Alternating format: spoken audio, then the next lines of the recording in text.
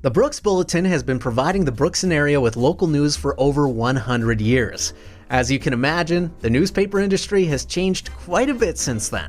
My name is Jamie Nesbitt. I'm the editor and publisher of the Brooks Bulletin. The early history of the Bulletin in 1910, Brooks was a typical western town with wooden sidewalks, hitching rails, and all the like that.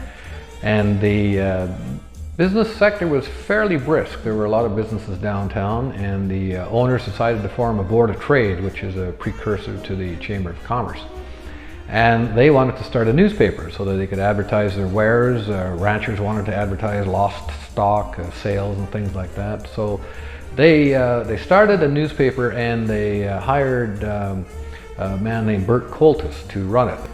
He ran it for a few months. He did a 4-page newspaper. He sold ads, typed the news, and got it printed in Medicine Hat. And shortly thereafter, a fellow from America came up, and this fellow changed the name from the Bulletin to the Banner. And then my grandfather, he arrived in 1912, and he bought it and changed it back to the Bulletin. And it's been in the family ever since.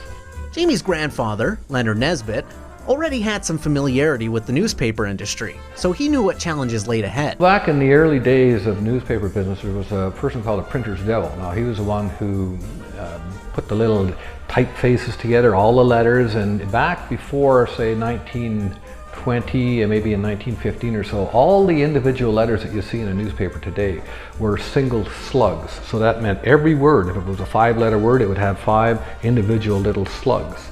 It was very laborious, very time-consuming putting that newspaper together. And it wasn't until a machine like this, a linotype, came out, you were able to set full sentences in lead.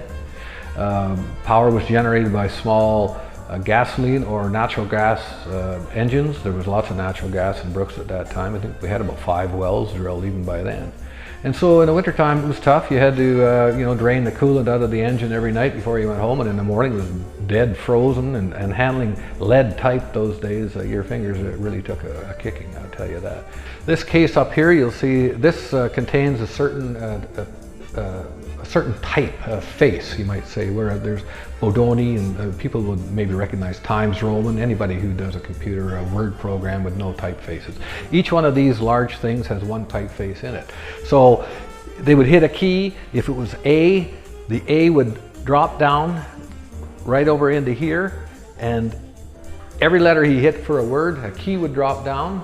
This arm would come down and grab it, take that sentence and drop it over here and make a lead slug out of it. So then you take all those lead slugs, and they would drop down into here, just like this. Here we are here. So here's one here with a sentence on it. So they would be in a row like this, and as you get along, there's your story. And many stories were told with the Bulletin, not only through words, but photography. Well, Kiyoshi actually is a Brooks native. He went to school here, and he graduated high school, and years later he went to work for my father in the newspaper as a photographer, and later on he did some sales. But his photography was very well known. He was